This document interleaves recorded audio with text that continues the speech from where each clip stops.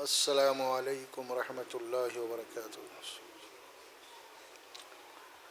الحمد للہ رب العالمین والصلاة والسلام علی رسولہ الکریم،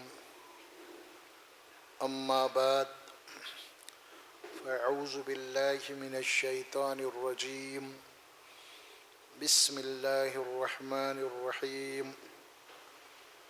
قل تعالوا اتلوا ما حرم ربكم عليكم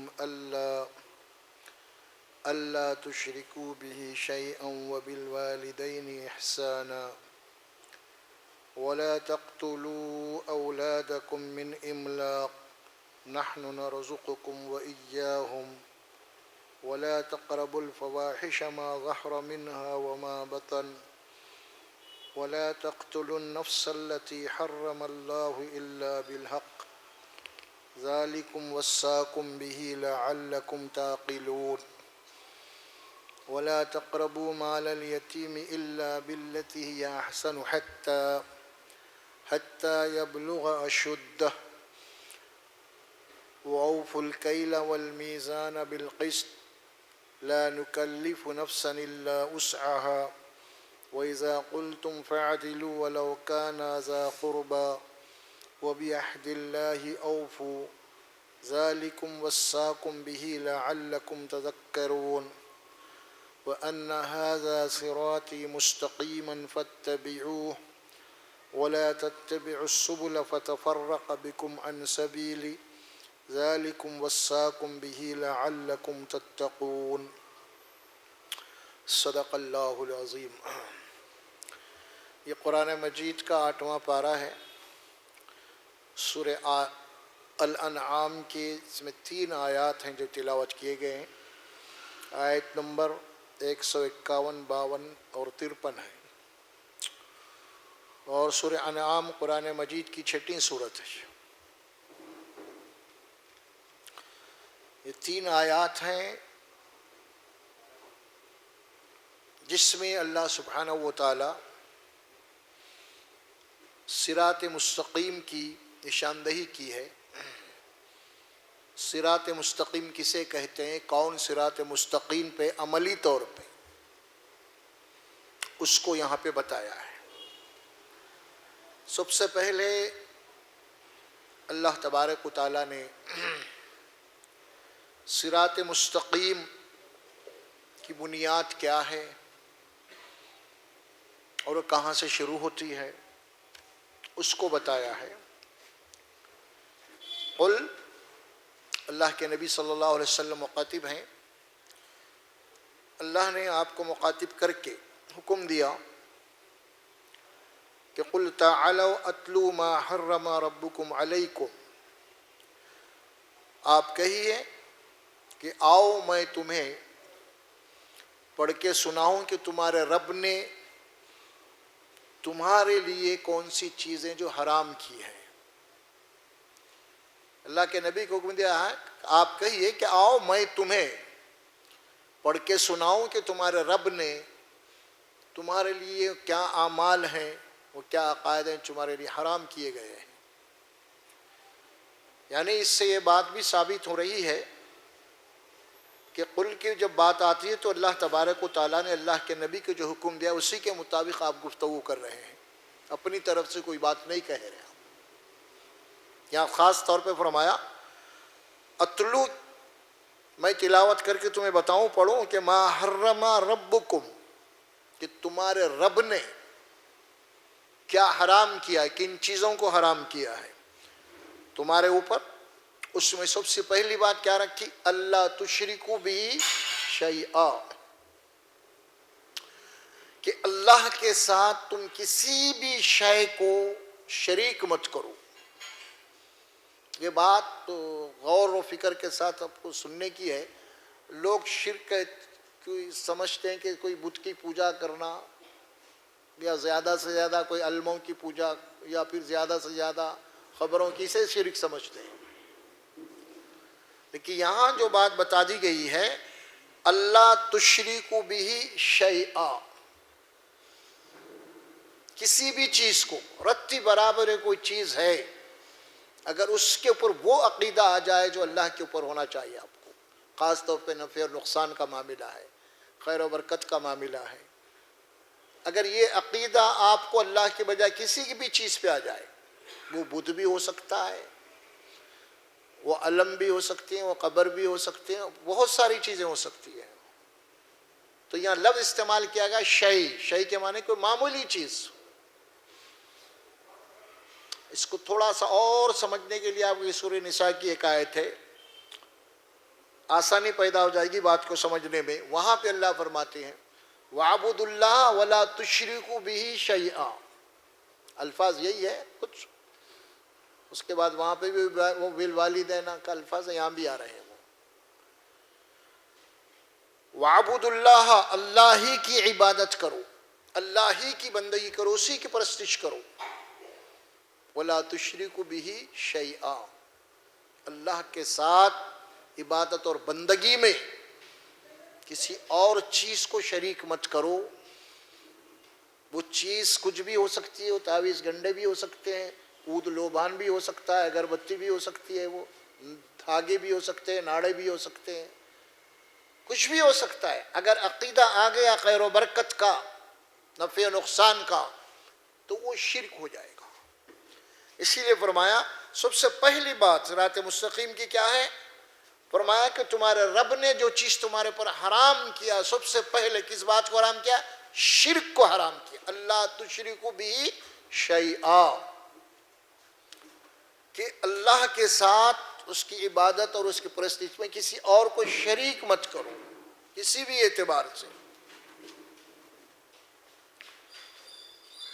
تو شرک کی تفصیل تو بہت، اگر ہم اسے بیان کریں گے تو بہت ساری باتیں اس کے اندر آئیں گی، لیکن بنیادی طور پہ اس کو سمجھنے کے لیے یہی ہے کہ اللہ سبحانہ و تعالی قادر مطلق ہے، اللہ خالق ہے، اللہ نے ہر شے کو پیدا کیا ہے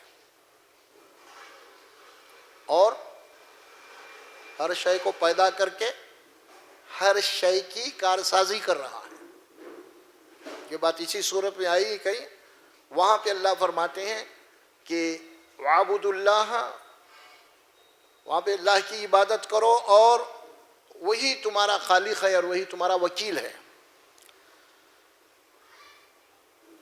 تو خالق اور رب، اب یہاں کا لفظ لایا گیا رب، رب کے معنی کیا ہے؟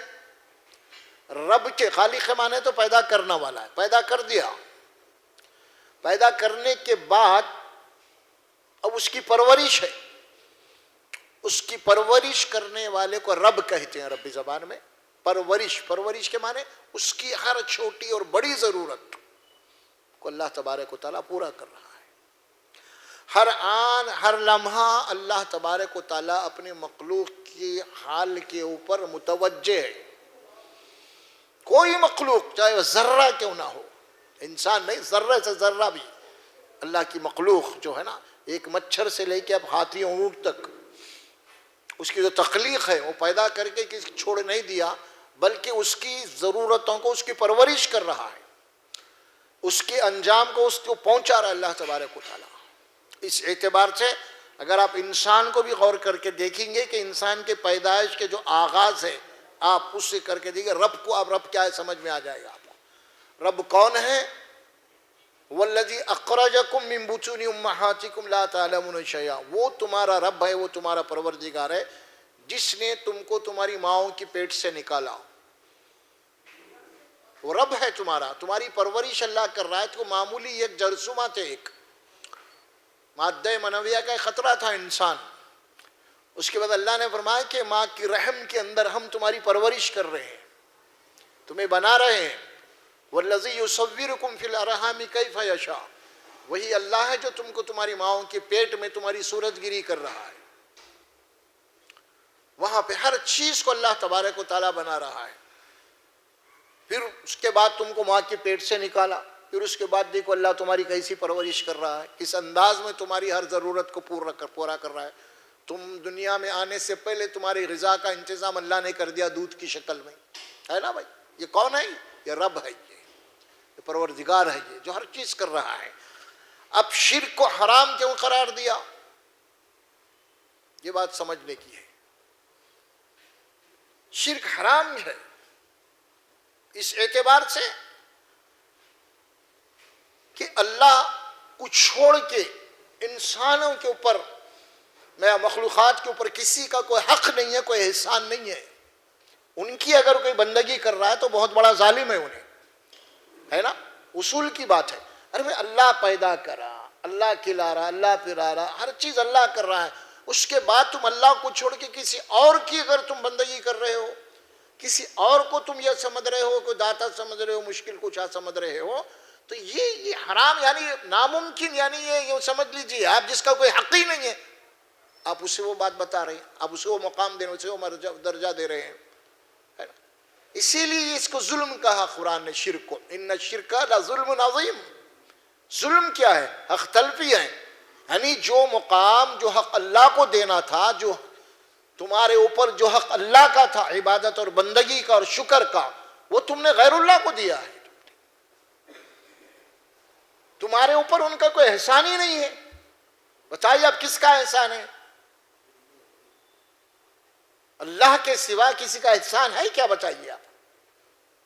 اللہ پیدا کر رہا ہے، اللہ خالق ہے، ہماری ہر چھوٹی اور بڑی ضرورت اللہ پورا کر رہا ہے. اس کو چھوڑ کے کسی اور کی عبادت کرنا، کسی اور کی تعریف کرنا، کسی اور کی عظمت، یہ کیا ہے؟ یہ ظلم. ان الشرک لظلم. اسی لیے شرک کو ظلم کہا گیا. یہ ظلم ہو رہا ہے، یہ اللہ کے ساتھ ظلم ہو رہا ہے. اللہ کا جو حق ہے اسے نہیں دے کے کسی اور کو دے رہے ہیں ہم، جس کو قرآن مجید میں بڑے ہی آسان انداز میں سمجھایا. ایک سورہ اسی انعام میں ہے، سورہ حج میں ہے. الفاظ کا آتے ہیں، دیکھیے قرآن کے اللہ فرماتے ہیں شرک کیا ہے اس کو سمجھنے کے لیے. وما قدر اللہ حق قدری. بڑے آسان الفاظ میں سمجھایا ہے. ارے اللہ کا جو حق ہے، اللہ کی جو قدر ہے، اس کی قدر نہیں کر کے دوسروں کی کر رہے ہیں تم. دیکھیے آپ، اللہ کی قدر ہونی چاہیے تمہیں. اللہ کی قدر چھوڑ کے دوسروں کی قدر کر رہے ہیں تم، دوسروں کی تعریف کر رہے ہیں تم، دوسروں کی عظمت کے گانے گا رہے ہیں تم، دوسروں کے آگے اپنا سر جھکا رہے ہیں تم. وما قدر اللہ کا قدری. یہ ہے اصل میں اللہ فرماتے ہیں اللہ کی جو شان ہے، اللہ کی جو عظمت ہے، ہم اس کو وہ مقام نہیں دے رہے، دوسروں کو دے رہے ہیں. دیکھیے ہمارے پاس کیا ہے آج، اللہ کا تعارف بہت کم ہے، نہیں کے برابر ہے. بس اللہ ہے، وہ ختم. جتنی تعریف یا تعارف مولانا اور مولوی کی ہے، اس کے مقابلے میں اللہ کی 10 پیسے بھی نہیں ہے. لوگ آج مولانا، مولوی، مرشد، فلاں فلاں، ان کی اتنی تعریف، ان کی اتنی عظمت پوچھئے مت اب آپ. اللہ کی نہیں، ان کے مقابلے میں اللہ کی تعریف نہیں، اللہ کا تعارف نہیں، اللہ کی قدر نہیں، اللہ کی عظمت نہیں. تعریف ہو رہا تو انسانوں کا ہو رہا. خدا کی آڑ میں خدائی چل رہی ہے، خدا کے نام پہ اپنی خدائی چل رہی ہے، خدا کے نام پہ اپنا تعارف چل رہا ہے. لوگوں کی تعارف ہو رہا ہے، فلاں فلاں فلاں. سب مخلوق ہے، کسی کی کوئی حیثیت نہیں ہے. حجت الوداع میں رسول اللہ صلی اللہ علیہ وسلم نے تمام باطل تصورات کو مٹا دیا، بتا دیا. وہاں پہ آپ نے کیا بتایا؟ الناس من آدم و آدم من تراب. تمام انسان آدم کی اولاد ہے، اور آدم کی حقیقت یہ ہے کہ وہ مٹی سے بنا ہوا ہے، اس کے علاوہ اس کی کوئی عظمت نہیں ہے. الناس من آدم و آدم من تراب. حجت الوداع نے بتا دیا تم کس کی قدر کر رہے ہیں، کس کی عظمت کر رہے ہیں، کس کی پرستش کر رہے ہو. جو مٹی سے بنا ہوا، مٹی میں ملنے والا ہے انہیں، اس کی اتنی بڑی تعریفیں ہو رہی ہیں، اس کے گن گا رہے ہیں. بتا دیا وہاں پہ اللہ کے نبی صلی اللہ علیہ وسلم نے. حقیقت نہیں ہے کچھ بھی، بڑے سے بڑا آ گیا ہے، بڑے سے بڑا دنیا مانتی ہے، بڑا اللہ والی ہے. ایک دن اس کو مٹی میں ملنا ہے نا، وہ بھی جانا ہے. خاک کا بنا ہوا تھا، خاک میں ملا دیا گیا، پھر اسی خاک یعنی مٹی سے اٹھایا جائے گا، ختم. اس کی حقیقت یہی ہے. اور پھر وہ بھی ایک دن اللہ کی عدالت میں ٹھہرنے والا ہے. کوئی حقیقت نہیں ہے اس کی. اسی لیے اللہ کی عظمت، اللہ کی تعریف، اللہ کی حمد، اللہ کی کبریائی، اللہ کی شان ہمیشہ اس کا تعارف، اس کے مقابلے میں کوئی ہے ہی نہیں.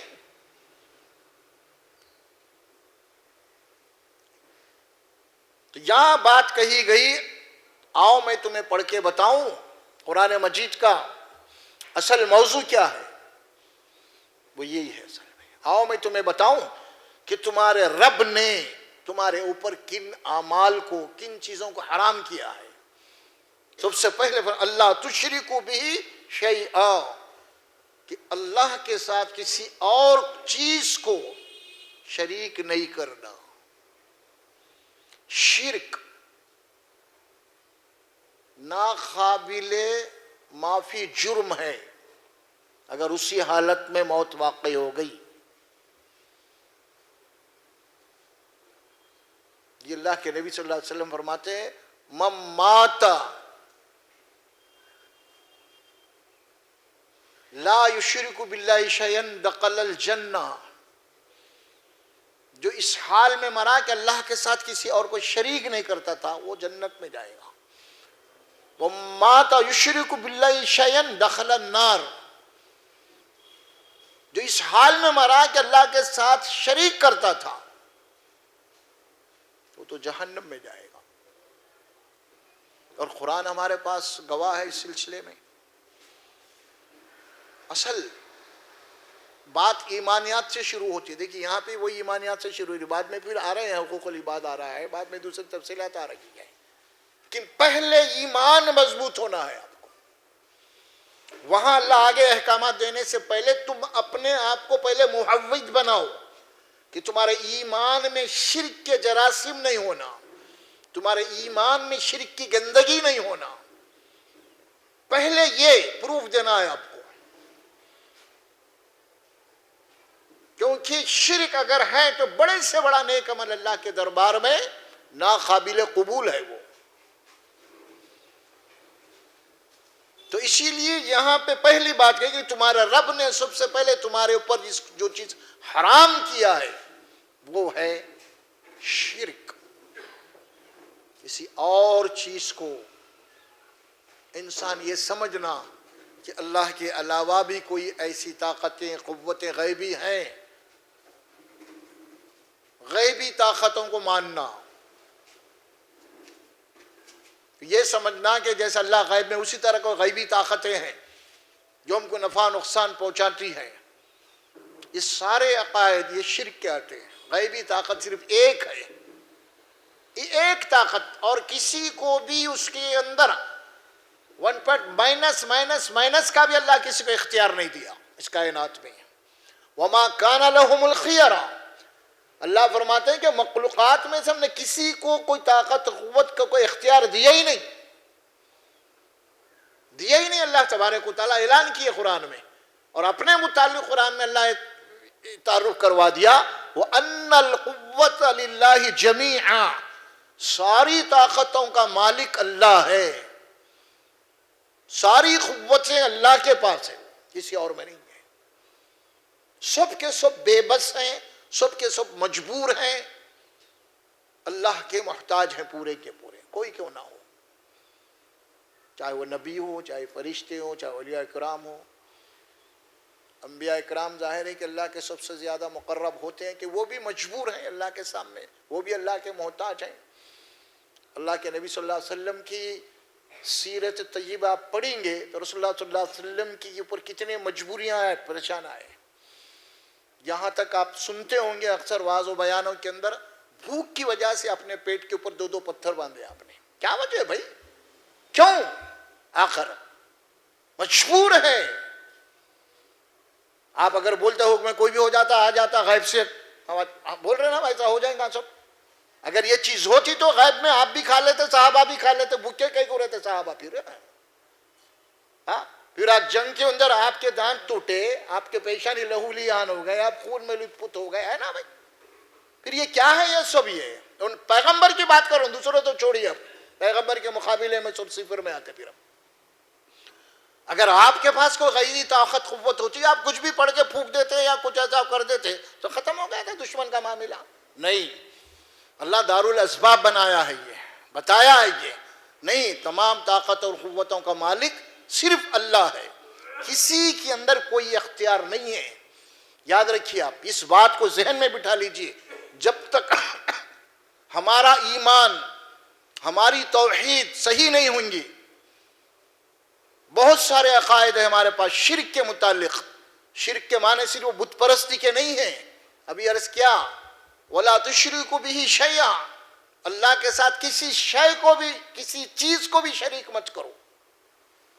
ایک تو بت ہوتا ہے بڑا، پتھر سے آپ کے تراش کے رکھے ہوئے ہیں، ہے نا، وہ بھی ہوتا ہے. اگر کوئی آدمی یہ سمجھے کہ میں ایک چھوٹا سا پتھر بھی اب جناب علی انگوٹھی میں پہن لوں گا، انگوٹھی بنا کے، اور اس کے متعلق یہ عقیدہ رکھا ہوں اس پتھر کے اوپر کہ یہ اس سے نفع اور نقصان ہوتے ہیں، وہ پہنتے ہیں لوگ، سمجھتے ہیں کہ اس کی تاثیر ہوگی، قسمت بدلے گی، وہ بدلے گی. یہ کیا ہے؟ یہ وہ پتھر، یہ پتھر یہ کی ہے، یہ بھی بے جان، وہ بھی بے جان. سارے پتھروں کو تراش کے کسی نے لمبا کھڑا کر دیا، کسی نے تراش کے انگوٹھی بنا لی، کسی نے تراش کے کچھ کر دیا. بہرحال اللہ کے علاوہ اشیاء کی عبادت پرستش ہونے لگی ہر جگہ. اب لوگوں نے بنا لیا، پیغمبر کی ماں کی جناب علی مورتیاں بنا کے کھڑا کر دی گئیں چرچ کے اندر. عیسیٰ علیہ السلام کا بت بنا کے کھڑا کر دیا گیا، مریم علیہ السلام کا بت کھڑا کر دیا گیا. ہے نا چرچوں میں دو پیغمبر، یہ تو قرآن نے کہا نا، یہ تو پیغمبر ہیں، یہ پیغمبر کی ماں ہے. پھر کیا بات؟ بت پرستی یہی ہے. اب جتنے بھی بت بنے ہوئے ہیں، کسی تاریخ میں یہ بھی کوئی شخصیتیں تھے، ان کے نام پہ بت چل رہی ہیں. تاریخ ہمارے سامنے، رام لکشمن فلاں کرے، کسی زمانے کسی کی زلشرات وغیرہ کسی بادشاہ کے بیٹے تھے یہ لوگ، اور آج ان کو جناب علی ان کے پرستی، ان کو بھگوان بنا دیا گیا، آج خدا بنا دیا گیا. آج تو وہی حالت ہے جتنے بھی ہوتے ہیں جناب علی. ہمارے پاس بھی وہی حال ہے، کوئی کسی مقدس شخصیت انتقال ہو گیا، قبر بنی، قبر کے بعد میں مزار بنی، مزار کے بعد گنبد بنا، گنبد کے بعد عرس ہونے لگا، اس کے بعد جناب علی وہ ترقی کرتے کرتے ایسا ہو گیا کعبۃ اللہ کی دوسری شکل ہو گئی. پہلے تو قبر بنی، پھر اس کے بعد قبر بڑی بنی مٹی کی جناب علی لگائے، اس کے اوپر پھر گنبد بنا، گنبد کے بعد پھر جناب علی وہاں پہ اب وہ سب کچھ ہونے لگا جو کعبۃ اللہ میں ہوتا ہے، جو حج میں ہوتا ہے. آپ دیکھ لیجئے، آپ کعبۃ اللہ میں جو ہوتا ہے، یہ مزاروں کے بعد عرسوں میں وہی ہوتا ہے.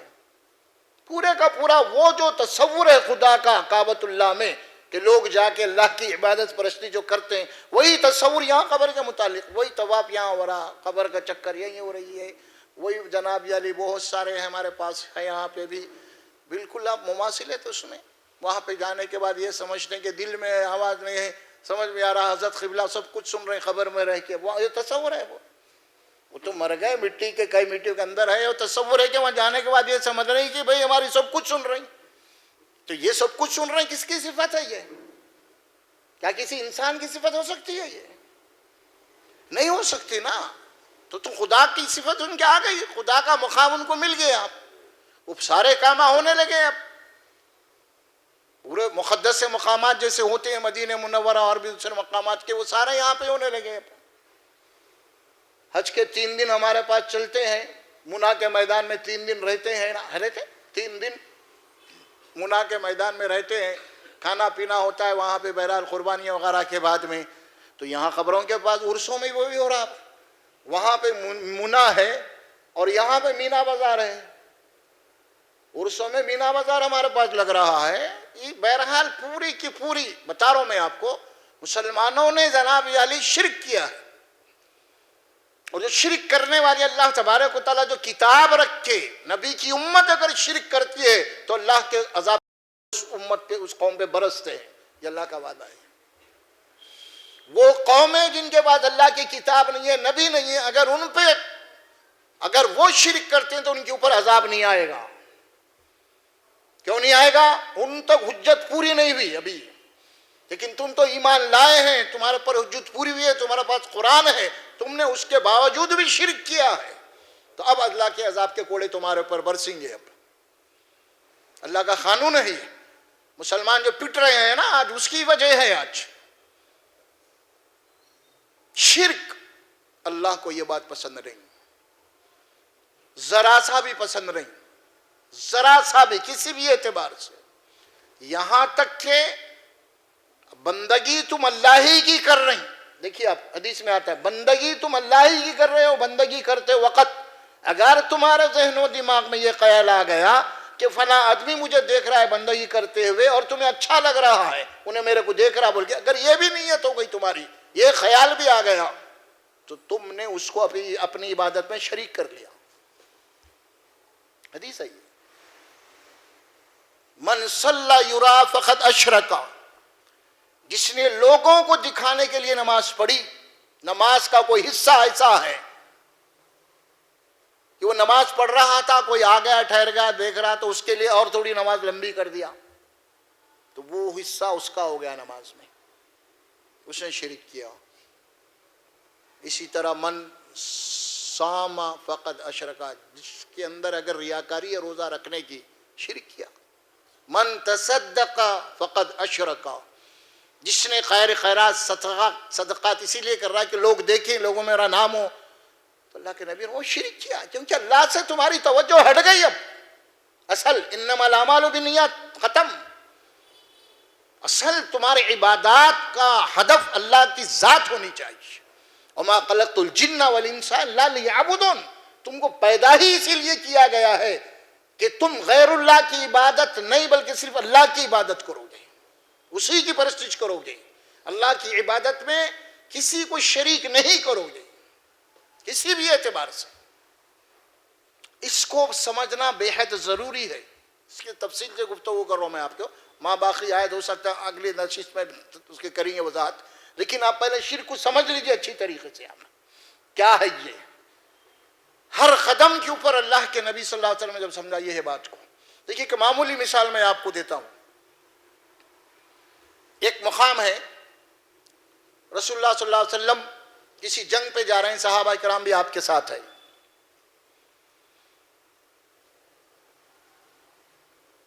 تو ایمان سے پہلے یہ جو لوگ تھے مکے کے اہل مکہ، وہ جب بھی کسی جنگ میں جاتے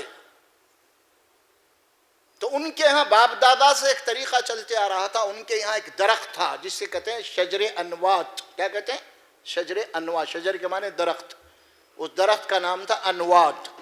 تو مشرکین تھے نا پہلے، ایمان سے پہلے، یہ تو باپ دادا کے دین پہ جب تک تھے تو جب بھی کسی محاذ پہ جاتے، لڑائی جھگڑے پہ جاتے، یہ لوگ جنگ پہ جاتے تو اپنے پورے ہتھیار اس درخت کو لٹکا دیتے ہیں، اور لٹکا کے جس کو جا رہے ہیں اس کے بعد وہ درخت اپنے ہتھیار نکالتے اور ہتھیار باندھ کے نکلتے، اور یہ سمجھتے کہ ایسا کرنے سے دشمن کے مقابلے میں ہماری فتح ہوں گی۔ دیکھیے آپ یہ پوری حدیث کی کتابوں میں، تاریخ کی کتابوں میں واقعہ ہے۔ ایمان لانے کے بعد بھی جب جنگ چھڑی ایمان والوں کے مشرکین کے درمیان میں، تو کچھ لوگوں نے کہا یا رسول اللہ ہم دور جاہلیت میں ایسا کرتے تھے، لہٰذا ہمارے لیے بھی اب کوئی درخت بتائیے تاکہ ہم اپنے ہتھیار لٹکا کے پھر نکالیں تاکہ ہماری نجات ہو جائے، یعنی ہم کو نجات ملے دشمن کے مقابلے میں، یہ کہا۔ دیکھیے اب جواب کیا ملا زبان نبوت سے؟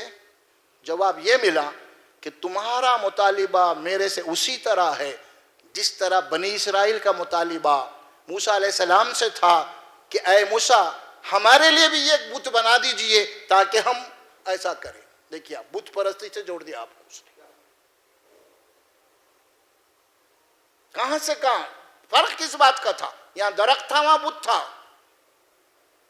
ہمارے لیے بھی کوئی ایسا بت تراش دیجئے آپ، یعنی وہ کہہ رہے ہیں رسول اللہ صلی اللہ علیہ وسلم تمہارا مطالبہ مجھ سے بالکل اسی طرح جس طرح موسیٰ کی امت نے موسیٰ علیہ السلام سے یہ کہا تھا، ہمارے لیے بھی ایک بت تراشی جی جس طرح مشرکوں کر رہے ہیں۔ تو گویا کہ تمہارا یہ نظریہ کہ درخت و ہتھیار لگا کے نکالنا اور پھر اس کے بعد تمہارا یہ سمجھنا ایسا کرنے سے ہم کو فتح ہوگی، یہ مشرکانہ عقیدہ ہے۔ کتنی گہرائی ہے اس میں، کیونکہ ہو رہا کیا یہاں پہ اصل اصل جو تعلق آپ کا ہے اپنے رب سے وہ ٹوٹ رہا ہے نا، ڈسکنیکٹ ہو رہے ہیں آپ. گویا کہ یوں سمجھ لیجئے الیکٹرانک زبان کے اندر وائرس آ رہے ہیں آپ کے ایمان میں، ہے نا.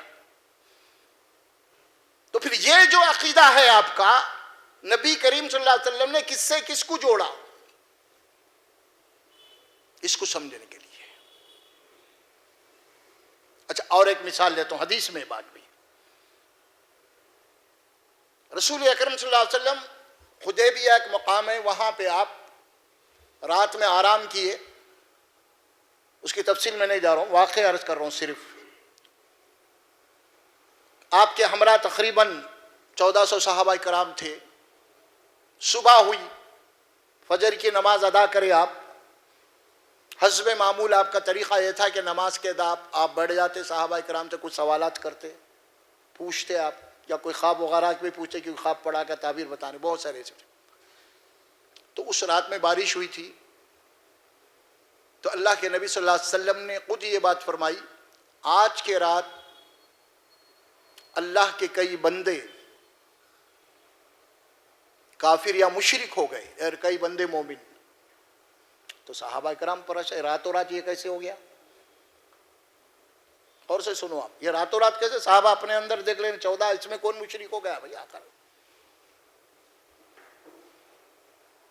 تو اللہ کے نبی صلی اللہ علیہ وسلم پھر اس کو وضاحت فرمائی، آج رات میں جو بارش ہوئی ہے، اگر کسی کا عقیدہ، کسی کا نظریہ، کسی کا خیال یہ ہے کہ فلاں ستارے کی گردش سے بارش ہوئی ہے تو وہ کافر ہو گیا. اگر کسی کا عقیدہ یہ کہ اللہ کے حکم سے یہ بارش ہوئی ہے تو وہ مومن ہے. دیکھیں فرق اتنا ہی ہے، کچھ بارش تو ہوئی ہے اپنی جگہ پہ، لیکن اس بارش کے متعلق یہ سمجھنا کہ ستارے کی گردش کا نتیجہ ہے، وہ مشرک ہے، کافر ہے. اور کسی کا یہ عقیدہ کہ نہیں اللہ کے حکم سے یہ ہوا ہے تو وہ مومن ہے. اب دیکھیے آپ، یہاں کوئی بت نہیں ہے، کچھ بھی نہیں ہے. یہاں انسان کی جو تھنکنگ ہے، خیال ہے، وہ ہے اصل میں سب سے بڑا بت انسان کے دماغ میں ہے. اصل میں انسان کے دماغ سے اگر یہ سارے بت نکل جائیں گے تو اللہ کے سوا کسی اور مقام پہ جاتا ہی نہیں انہیں. اصل چیز انسان کے دماغ میں ایک بت ہے، وہ بت نکلنا ہے دماغ سے. یہ دو واقعات آپ کے سامنے سنایا میں. 10 لوگ آئے رسول اللہ صلی اللہ علیہ وسلم کے پاس، کسی قبیلے کے، ایمان لانے کے لیے آئے. تو آپ نے ایک ایک بیچ کی کلمہ پڑھایا. آپ نے اس میں سے ایک شخص ہاتھ آگے بڑھایا کلمہ پڑھنے کے، ایمان لانے کے لیے. تو آپ نے اپنا ہاتھ کھینچ لیا اس سے، مطلب ہاتھ ہٹا لیا اپنا، بیعت نہیں لیے اس سے. پریشان ہو گیا وہ آدمی، یہ 9 آدمی کی تو بیعت ہو گئی، میری کیوں نہیں ہے رسول اللہ صلی اللہ علیہ وسلم. تو اس کے ہاتھ میں کوئی کڑا تھا، پہنا ہوا تھا. اللہ کے نبی فرمایا کہ بت ہے، اسے نکال تو پہلے، اس کے بعد بیعت لوں گا میں. اس کا عقیدہ تھا اس کڑے کے اوپر، اس انگوٹی کے اوپر، اس دھاگے کے اوپر.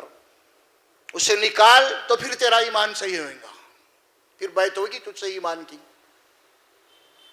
دیکھیے آپ کہاں بات اور فکر کہاں ہو رہی ہے آپ کو. بت نہیں تھا اس کے پاس.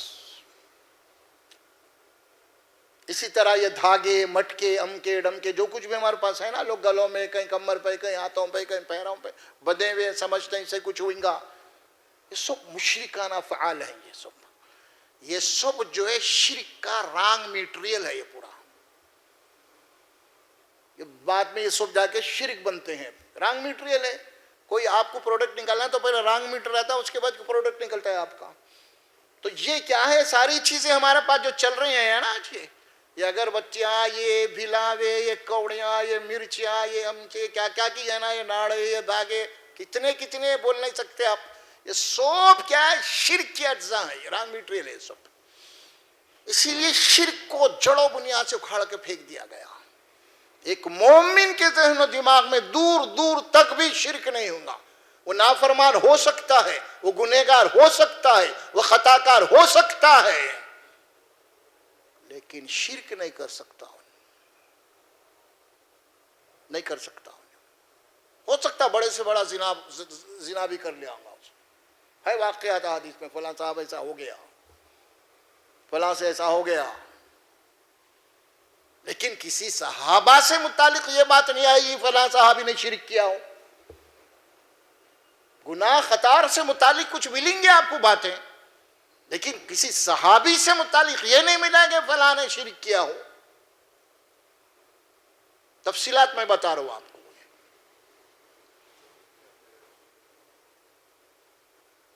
عمر فاروق رضی اللہ تعالیٰ عنہ کے دور میں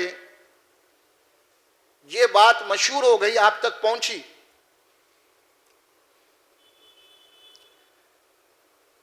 حدیبیہ کے مقام کے اوپر ایک درخت ہے جو قرآن میں جس کا ذکر آیا ہے, لقد رضی اللہ عن المؤمنین اذ یبایعونک تحت الشجرۃ. اللہ تبارک و تعالیٰ ان ایمان والوں سے راضی ہو گیا جو رسول اللہ صلی اللہ علیہ وسلم کے ہاتھ کے اوپر اس درخت کے نیچے بیٹھ کے بیعت کر رہے تھے. اس کا ترجمہ یہ ہے.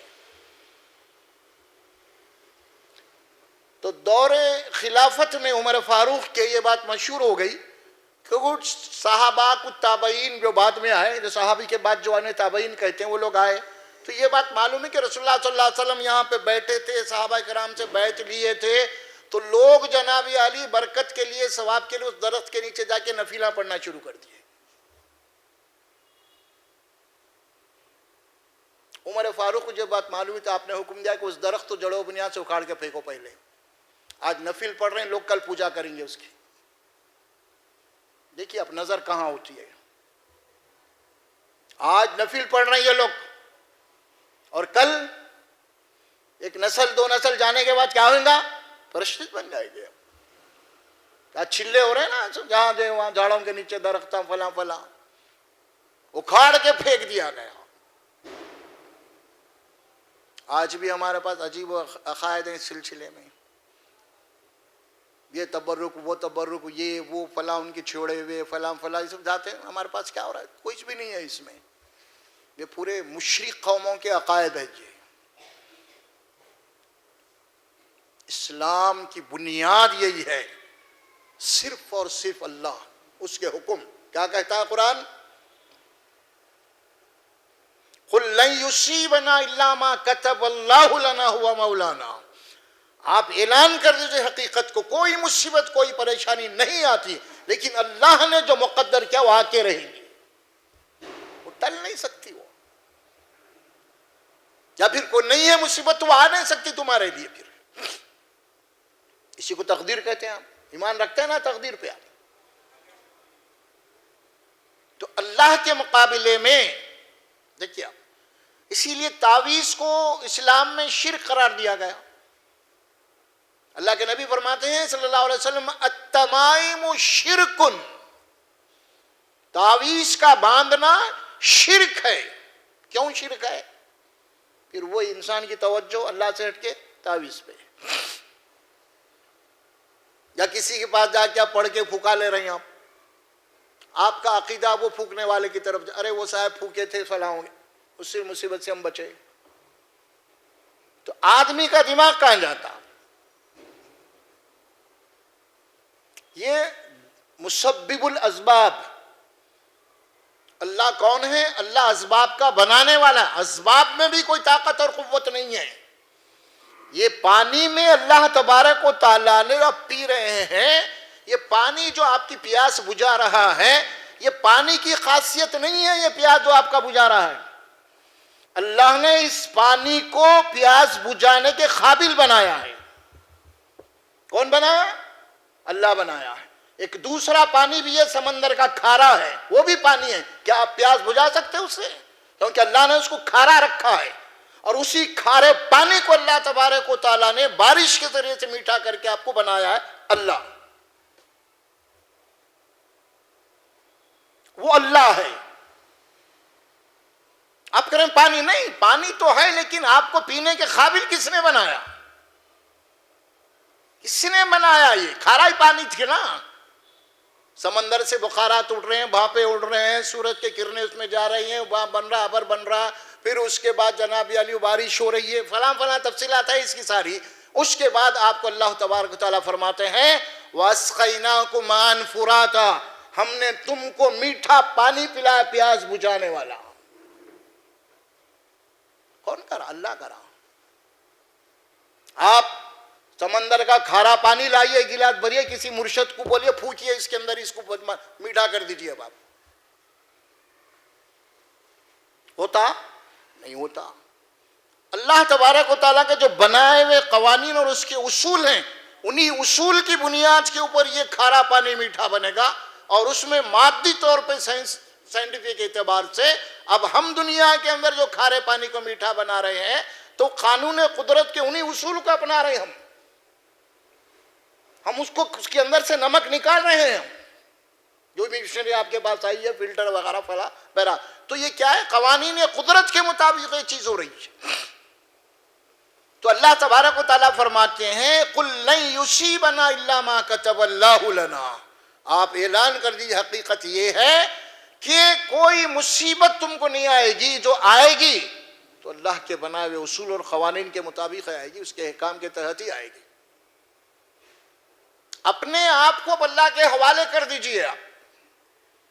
کیا بات فرمائے اللہ سبحانہ و تعالیٰ؟ آپ کے الفاظ میں آپ کو کیا حکم دیا گیا قرآن میں؟ سورۃ البقرہ کے اندر ایک آیت کریمہ آتی ہے، اذا اصابتہم مصیبت، اذا اصابتہم مصیبت، جب ان کے اوپر کوئی مصیبت، کوئی پریشانی، کوئی تکلیف آتی ہے تو کیا کہے بولا اللہ ہم کو؟ قالوا انا للہ و انا الیہ راجعون. یہ بولو کہ ہم اللہ کی طرف جانے والے ہیں، سب اسی کی طرف سے آ رہا، سب جو ہونا ہے ہوئیں گا، ہم اللہ سے راضی ہیں. رسول اکرم صلی اللہ علیہ وسلم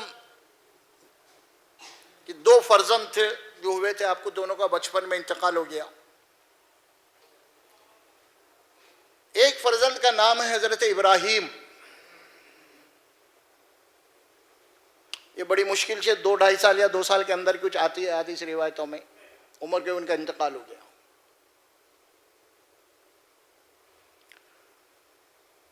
اور انتقال ہوا تو اس وقت سورج گرہن پڑ گیا. سمجھتا سورج چاند گرہن یہ پڑ گیا تو صحابہ کرام کہنے لگے یہ سورج گرہن ہوا ہے نا کہ رسول اللہ صلی اللہ علیہ وسلم کے بیٹے، یہ ایک تکلیف ہے جس کی وجہ سے ہوا ہے. ان کے اپنے عقیدے کی بات کی. اللہ کے نبی نے فرمایا نہیں، اللہ کے قوانین ہے. یہ سورج گرہن چاند اللہ کی نشانیوں میں سے ایک نشانی ہے. یہ کسی بڑے شخصیتوں کے اوپر مرنے یا پیدا ہونے سے ان کے اوپر نہیں ہوتے. اللہ کی جب سے کائنات بنی نظام ہے اس کا ایک. وہ بات آپ نے فرمائی. اس کے بعد آپ نے جو بات فرمائی ہے، آپ کے ہاتھوں میں آپ کا لخت جگر ہے، آپ کے آنسو جا رہے ہیں، صحابہ کرام کی دیکھ کے بھی غمزدہ ہو رہے ہیں. آپ قبرستان لے جا رہے ہیں اپنے فرض بچے کو. اس وقت آپ کی زبان اطہر سے جو کلمات نکلتے ہیں وہ غور کیجیے. آپ نے فرمایا اے ابراہیم ہم تیری جدائی میں غم زدہ ہیں، ہم تیری جدائی میں غم زدہ ہیں، لیکن اللہ کے حکم کے آگے ہم بے بس ہیں. دیکھا آپ نے؟ اللہ کے حکم کے آگے ہم تیری جدائی میں غم زدہ ہیں، مگر ہم اللہ کے حکم کے آگے بے بس ہیں. ہم راضی ہیں اللہ کے حکم پہ. دیکھیے یہ توحید ہے. یہ اس کے علاوہ آپ کوئی بھی جملہ بولیں گے آپ تو شرک ہو جائے گا. وہاں پہ نسبت کو کسی اور، جو بھی آپ کو کوئی چیز ملی ہے، کوئی آپ خوشی ہے، کوئی انعام ہے، کوئی غم، کوئی تکلیف ہے ہوئی ہے آپ کو، اس غم اور اس خوشی کی نسبت کو اگر آپ کسی اور کی طرف کر دیں گے اسی کا نام شرک ہے. کیا سمجھے آپ؟ انہوں نے کیا کہا تھا یہ بارش ستارے کی گردش سے ہوئی ہے تو کافر ہو گیا. نسبت کیا دی اس نے؟ اللہ کی بجائے نسبت ستارے کی طرف موڑ دی اس نے. اور جو نسبت اللہ کی طرف کیا وہ مومن ہے، جو نسبت اس کی طرف کیا کافر ہے. تو آج کتنے چیزیں ہم جو سمجھتے ہیں اس اعتبار سے، ہمارے خواتین کے اندر، ہمارے بڑوں میں بہت سارے ایسے عقائد ہیں، ارے بھائی جب سے حضرت قبلہ تعویذ بند کے دیے ہیں جب سے سکون میں کچھ نہیں ہو رہا بھائی، جب سے حضرت قبلہ کے پاس مرشد لیا کہ میں بچہ کو میرا پڑھ کے پھونک کے لیں، جب سے کچھ نہیں ہو رہا۔ دیکھیں اب نسبت کہاں جا رہی ہے؟ دیکھیے ابراہیم علیہ السلام کیا دعا کر رہے ہیں، وَإِذَا مَرِضْتُ فَهُوَ يَشْفِينِ، جب میں بیمار پڑتا ہوں تو صحت کون دے گا؟ اللہ دے گا۔ نسبت کدھر ہے؟ دوا کی طرف نہیں، نسبت اللہ کی طرف ہے۔ آپ دوا کھائیں گے، دوا پئیں گے آپ، لیکن دوا کے اندر جو تاثیر رکھا ہے وہ اللہ رکھا ہے۔ اس پانی کے اندر پیاس بجھانے کی جو تاثیر رکھا ہے وہ اللہ رکھا ہے، وہ تاثیر اللہ کی ہے۔ اب اللہ کی طرف جناب علی آپ کی نسبت اللہ کی طرف ہوں گی، آپ کچھ بھی کرو آپ، تو یہ کیا ہے؟ یہ شرک ہے۔ ایک لمحے کے لیے بھی آپ اللہ سے غافل نہیں ہونا ہے، غافل کر دے گا آپ کو شیطان، مشرک بنا دے گا آپ کو شیطان، کسی نہ کسی درجے میں مشرک بنا دے گا، کیونکہ شیطان کو یہ بات اچھی معلوم ہے اللہ غفور الرحیم، ہو سکے تو اس کے گناہ معاف کر دیتا، اللہ جنت میں داخل کر دیتا۔ اللہ شیطان کو اس بات کا یقین ہے، کس بات کا یقین ہے؟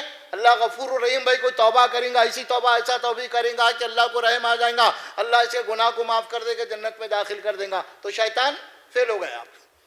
کہ شیطان کو یہ معلوم ہے کتنی بھی عبادت کر لے بیٹا یہ شرک کرا ہی نہیں، مشرک بنا تو جنت میں جا ہی نہیں سکتا ہی۔ تو شیطان یہ پوائنٹ پہ کام کرتا، اسے معلوم ہے اللہ غفور الرحیم ہے، کل کے دن توبہ اتنی کریں گا انہیں ہو سکتا اللہ بخش دے، کیونکہ اللہ قرآن میں بول بھی دیا نا، ان اللہ لا یغفر ان یشرک بہ ویغفر ما دون ذلک لمن یشاء۔ دیکھو اللہ شرک کو معاف کرنے والا نہیں ہے، اس کے علاوہ جو گناہ ہے تم سے اللہ کے دربار میں ہو سکتا ہے کہ معاف ہو جائیں، الگ ہے۔ تو اللہ سے رحمت کی امید رکھنی چاہیے ویسے بھی، لیکن شرک کر کے آپ بولیں گے اللہ مجھے جنت دے، نہیں ہو سکتا۔ دعاؤں کے بھی کچھ اصول ہیں، ہر دعا قبول نہیں ہوتی۔ آپ بولیں گے شرک کر رہے ہیں اللہ میرے کو جنت، بولے تو نہیں ملتی جنت، کیونکہ آپ مشرک ہیں۔ دعاؤں کے بھی چند اصول ہیں، ہر دعا قبول نہیں ہوتی نہیں ہوتی۔ مثال کے طور پہ آپ یہ دعا کر اللہ مجھے موت سے بچا، موت مت دے، دعا کرو آپ، موت سے بچا کی کوئی دعا ہے؟ کسی کو کوئی دعا کرے تو کسی کی دعا قبول ہوئی؟ موت سے بچا، بیماری سے بچا ہے، بیماری سے بچیں گا، لیکن موت سے بچاؤ کوئی دعا کرا قبول ہوں گی کیا اس کی؟ کیوں نہیں ہوں گی؟ کیوں نہیں ہوں گی؟ اللہ کا قانون ہے کل نفس ذائقۃ الموت، میں تجھے پیدا کروں، تیری عمر اتنی ہے، ایک دن تجھے مرنا ہے، اللہ فیصلہ پہلے ہی کر دیا، لہٰذا اللہ اپنے فیصلے اپنے قانون کے خلاف دعا نہیں قبول کرتا۔ تو اللہ کا فیصلہ یہ شرک کو معاف نہیں کرتا، فیصلہ یہ، اسی لیے اس کے خلاف اللہ فیصلہ نہیں کریں گا، کل جہنم میں جانا پڑے گا مشرک کو، وہ چاہے نبی کا باپ کیوں نہ ہو، ابراہیم علیہ السلام کے باپ دوزخ، وہ چاہے نبی کا بیٹا کیوں نہ ہو، نوح علیہ السلام کا بیٹا دوزخ، وہ چاہے نبی کی بیوی کیوں نہ ہو دوزخ، لوط علیہ السلام نوح علیہ السلام کی بیوی، مشرک جہنم۔ دوسروں کو تو آپ ذکر ہی مت کیجئے فلاں فلاں، یہ تو نبیوں کی بات ہو رہی ہے، اس سے زیادہ قربت اور کس کی نہیں۔ تو سمجھنا یہ چاہیے کہ قرآن میں اللہ تشرکوا بہ شیئا، شرک بہت بڑی تباہی ہے، اور معاشرے میں آج یہ پھیلی ہوئی ہے۔ آج لوگوں نے کیا کیا کر دیا اللہ کو چھوڑ کے، آج کہاں پہ آج ہمارے سر جھک رہے ہیں، کن کن سے ہماری امیدیں ہو رہی ہیں، مردہ ہستیوں سے، بے جان چیزوں سے، جس دنیا سے چلے گئے، جن کے اندر زندگی کا رمق نہیں۔ یہ سمجھا جا رہا ہے کہ ان کی آتما آتی ہے، ان کی روح آتی ہے، کوئی آتما کوئی روح نہیں آتی، فرشتے آتے ہیں، آنے کے بعد میں اس کی روح لے کے نکل جاتے ہیں، برخاست قصہ کا واپس یہ چکر نہیں ہے، یہ سب کے سب مشرکانہ تصورات ہیں، یہ سارے۔ اللہ قرآن میں اعلان کر دیے کہ نہیں، تمہاری روح نکال لی گئی تو پھر کل حشر کے دن، قیامت کے دن تمہارے جسموں میں داخل کر دی جائے گی، اور تم کو دوبارہ پھر اٹھایا جائے گا، اس وقت تک روح اللہ تبارک و تعالیٰ کے قبضے میں ہے، کسی کی بھی رہنے دو۔ ہمارے پاس عجیب تصورات ہیں لوگوں کے پاس، ایک روحانی عالم برپا کر دیا، روح آ رہی ہیں، اب وہ روح آ رہی ہیں، یہ پتہ نہیں کس کے پھیلائے ہوئے وائرس ہیں، کیونکہ یہ بھی دنیا کے اندر بھی آج ایسا بہت سارے چیزیں ہو رہے ہیں، بیماریوں کے وائرس بھی پھیلا رہے ہیں آج کمپنیاں تاکہ ان کی دوا بکنا. تو یہ جو ہے نا وہ روح آ رہی بدروح آ رہی، روح لٹک رہی، روح بیچ میں زنڈاری منڈاری، اس قسم کے یہ وائرس بھی جو ہے یہ عاملہ مرشدہ پھیلا دیے سو ہے کہ ان کے اب علاج کے لیے ان کے پاس ہی جانا ہے، میڈیسن ان کے پاس ہی دینا ہے اس کا. اب تو ویسا ہی ہے یہ معاملہ سارا، یہ وائرس پھیلا دیے سو ہے یہ، ورنہ اللہ کی کتاب میں اس کا ذکر نہیں ہے.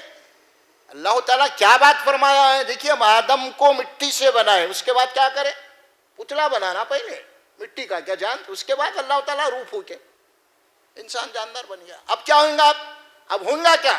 اب اللہ تبارک و تعالیٰ روح نکال دے کے پھر اس جسم کو مٹی کا تھا مٹی میں مل گیا، جیسے آدم مٹی کے تھے مٹی سے. اب یہاں بھی انسان تھا گوشت پوش کا تھا، وہ جیسے انتقال ہو گیا مٹی میں چلا گیا، پھر اللہ کی روح اللہ کے بعد چلی گئی، ختم ہو گئی بات. اور قرآن مجید میں خاص طور پہ اس کے متعلق بڑی کھلی ہوئی آیت ہے پارے سورہ بنی اسرائیل میں. دیکھیے روح کے تعلق سے جو بحث مباحث ہے نا، اللہ منع کر دیا اس کو. قرآن میں اللہ فرماتے ہیں وَيَسْأَلُونَكَ عَنِ الرُّوحِ قُلِ الرُّوحُ مِنْ أَمْرِ رَبِّي وَمَا أُوتِيتُمْ بِشَيْءٍ مِّنْ عِلْمِ اللَّهِ قَلِيلٌ. اے رسول صلی اللہ علیہ وسلم، یہ کچھ لوگ آپ سے آ کے روح کے متعلق پوچھتے ہیں کیا ہے، تو آپ کہہ دیجیے اللہ کا حکم ہے، ختم برخاست. اور اس معاملے میں تم کو بہت تھوڑا علم دیا گیا ہے، لٹل نالج. وما اوتیتم بشیء من علم الا قلیل، آپ تم کو بہت کم علم ہے، تم نہیں سمجھ سکتے یہ چیز کیا ہے.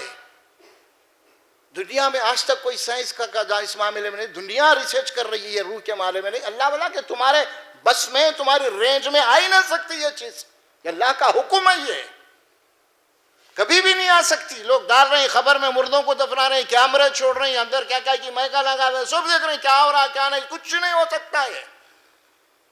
تمہاری گرفت میں یہ چیز آنے والی نہیں ہے، یہ انسان سمجھ رہا لیکن نہیں ہو سکتا. فرشتے آئیں گے، تم فرشتوں کو نہیں دیکھ سکے تو اب روح کو کیا دیکھو گے تم؟ اللہ کی وہ طاقت اور قدرت کی جو مخلوق ہے اس کو نہیں دیکھ سکے تم، تو وہ آ کے جب لے رہے ہیں روح، اس کو کہاں سمجھ سکو گے تم؟ تو یہ بھی جناب علی بہت ساری ایسی چیزیں دکانیں لگ گئی ہیں عاملوں کے، فلاں فلاں، ان لوگوں جناب علی خوب نوٹ کما رہے ہیں. اس پہ یہ سایہ بدرو کا سایہ، اس کے بعد وہ سایہ، اس کے پاس یہ ہے، اس کے پاس جنات ہے. کسی کے اوپر کچھ نہیں، جنات ایک اپنی الگ مخلوق ہے، انسان ایک اپنی الگ مخلوق ہے، دو الگ مخلوقات ہیں. ہمارا تعلق جنات سے نہیں ہے، جنات کا تعلق ہم سے نہیں ہے، دو الگ الگ مخلوقات ہیں.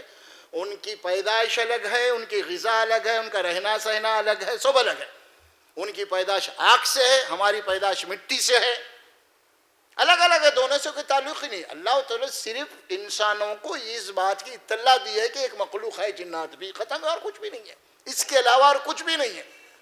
جنات کو ہمارے اوپر اللہ تبارک و تعالیٰ نے کوئی طاقت اور قوت نہیں دی انسانوں کو پریشان کرنے کی.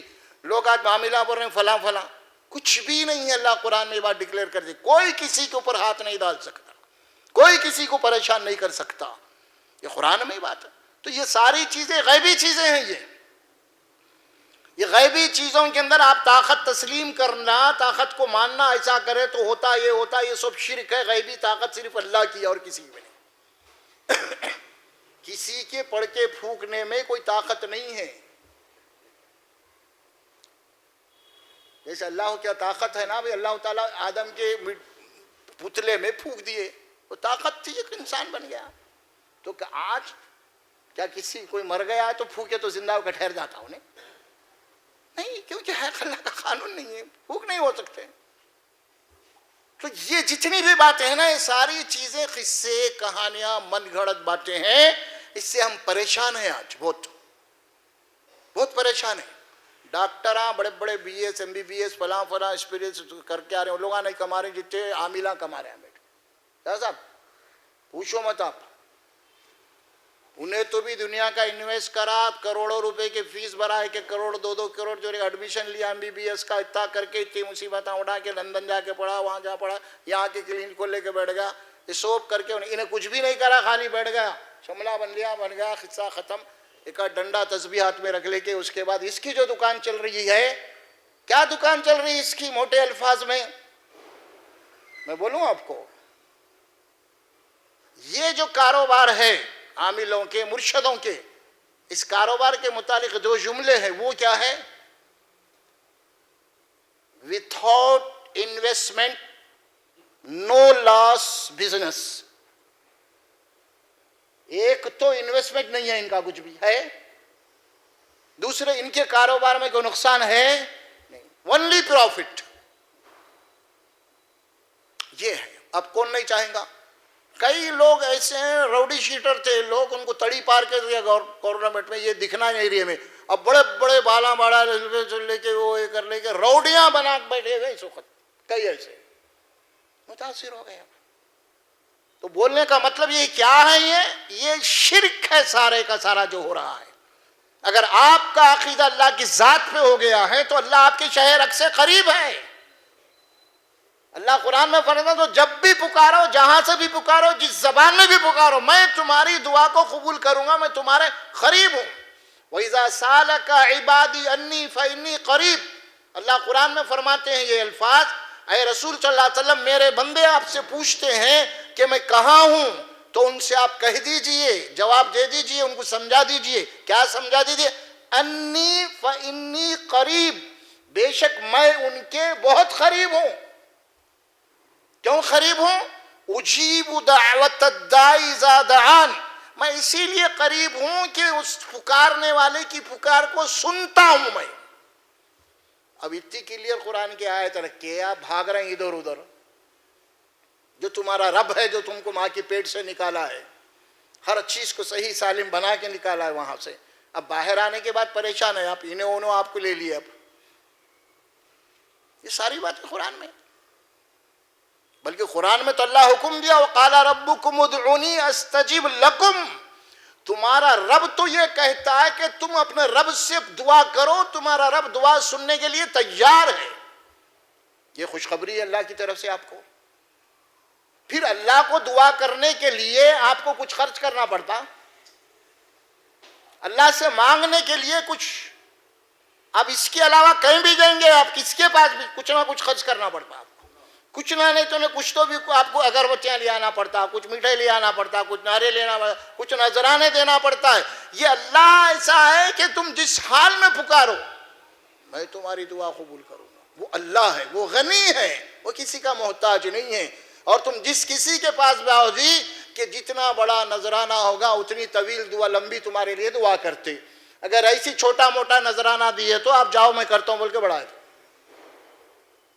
ارے دنیا ہے یہ، آپ دیکھ رہے ہیں آنکھیں کھول کے، آپ یہ ساری چیزیں، یہ سب شرک ہے. یہ غیبی طور پہ یہ سب شرک ہو رہا ہے. اس کو سمجھیے بات کو. آپ بہت بڑی گمراہی آج ہمارے معاشرے میں پھیلی ہوئی ہے. آج بعض گھرانوں کی عورتیں تو ایسے ہے کہ مرد کو نہیں معلوم ہے ویسا، ارے ہمارے مرد یہ چیزوں کو نہیں مانتے بھائی، بلکہ چوری چھپی جا رہے ہیں انہوں عامل صاحب کے پاس. جب چوری چھپی جا رہے ہیں تو عامل صاحب ان کے اوپر عاشق آ گئے، اس کے بعد کام پچھاننا شروع کر دیا انہوں. اب حالت یہ ہو گئی بھی شوہر کو بھی نہیں بول سکتے اب انہوں، بغیر بولے کہ کیسا کتنے کی زندگیاں برباد ہو گئے، کتنے زندگیاں برباد ہو گئی. معلوم ہے، دیکھ رہے ہیں اخبارات میں بھی دیکھ رہے ہیں، رپورٹنگ بھی آ رہی ہے اس معاملے میں کیا کیا ہو رہا ہے. اللہ کو پکاریے خالص، اللہ آپ کی دعا سننے والا ہے. اللہ کے نبی صلی اللہ علیہ وسلم فرماتے ہیں اللہ کے یہاں دعا سے زیادہ کوئی چیز مکرم نہیں ہے. اور ایک بڑی حدیث پیاری آئی دعا کے سلسلے میں، دیکھیے اب آپ اس حدیث کے دو ہی جملے بڑے اچھے ہیں. وہ اللہ کے نبی صلی اللہ علیہ وسلم فرماتے ہیں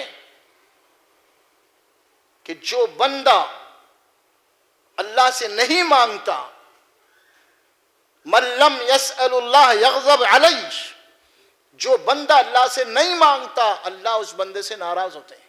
مجھ سے نہیں مانگ رہا ہی نہیں، دوسروں کے پیچھے بھاگ رہا. ارے دوسروں کی حیثیت کیا ہے بھائی؟ کیا دیتا انہیں؟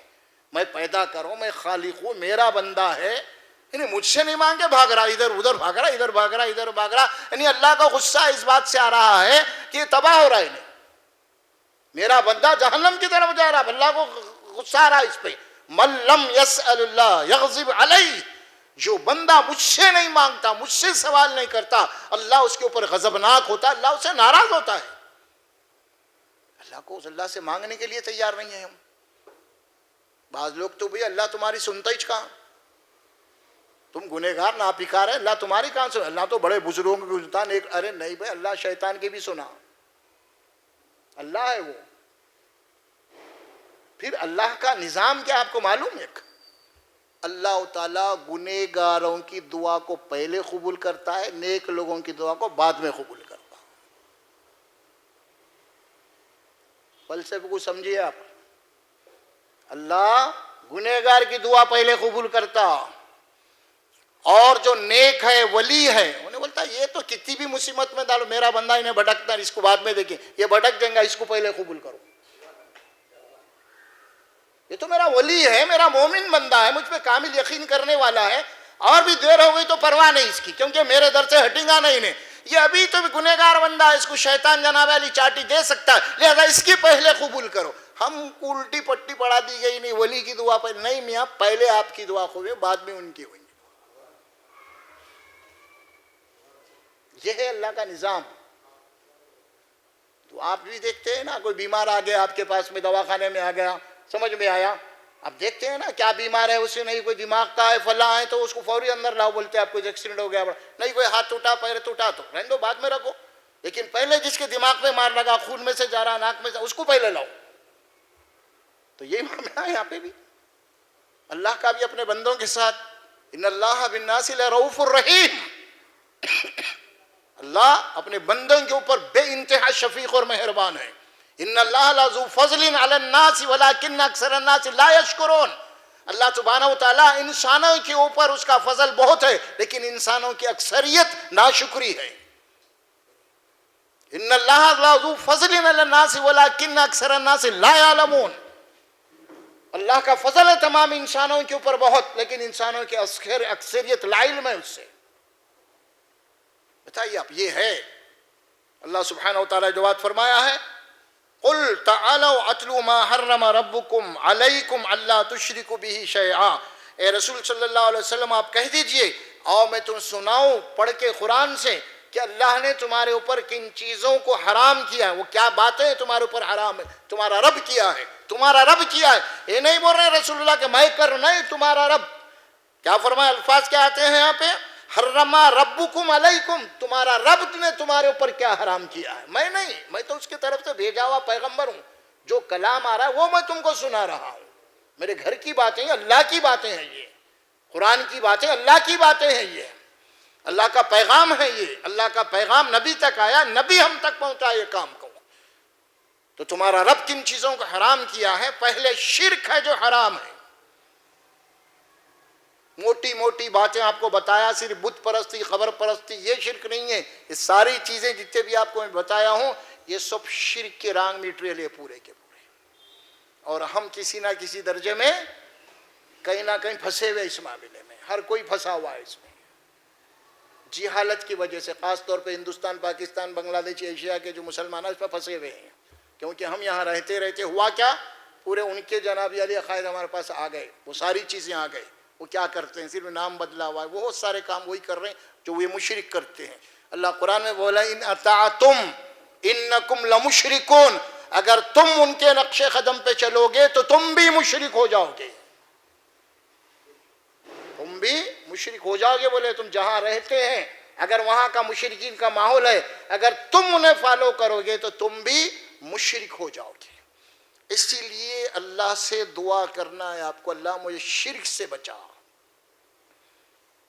یہ بڑی بھیانک بیماری ہے، کینسر کی بیماری، اس کا علاج لینا وہ مسئلہ ہے ایمان کے متعلق، شرک اور شیطان کا سب سے پہلے نماز پڑھوائیں گا، روزے رکھوائیں گا، حج کروائیں گا، سب انہیں خود کروائیں گا، مگر لے کے جا کے شرک کروائیں گا، کیونکہ معلوم ہے یہ روزہ نماز سب چلے آتے ہیں، نہیں شرک کرا تو یہ شیطان ہمیشہ شرک کروانے پہ تلا ہوا ہے، اور اکثریت ہماری مشرک ہے۔ اور جہاں پہ بھی اللہ کا عذاب آیا، جن قوموں کو بھی اللہ قرآن میں تباہ کرنے کا ذکر کیا ہے، آپ سورہ شعراء اٹھائیے، اس میں اللہ فرماتے ہیں کان اکثرہم مشرکین، ہم ان قوموں کو اسی لیے تباہ کر دے کہ ان کی اکثریت مشرک تھی، اور آج ہمارے پاس بھی ہے۔ تو بہرحال یہ کی آیت ہے یہ۔ چلیے انشاءاللہ اس کے بعد پھر ہم اگلی آیات کے اوپر انشاءاللہ گفتگو کریں گے۔ قرآن مجید کی آیات ہیں، اس کے بعد ماں باپ کے متعلق بھی بات آ رہی ہے، اور بہت ساری باتیں آ رہی ہیں صراط مستقیم سے متعلق۔ تو پھر اللہ سے میں دعا کرتا ہوں کہ اللہ سبحانہ و تعالی مجھے اور آپ کو جو سنا ہے اس کے اوپر سننے اور بولنے سے زیادہ عمل کی توفیق عطا فرمائے، اور قرآن مجید کو سمجھ کے پڑھنے کی توفیق عطا فرمائے۔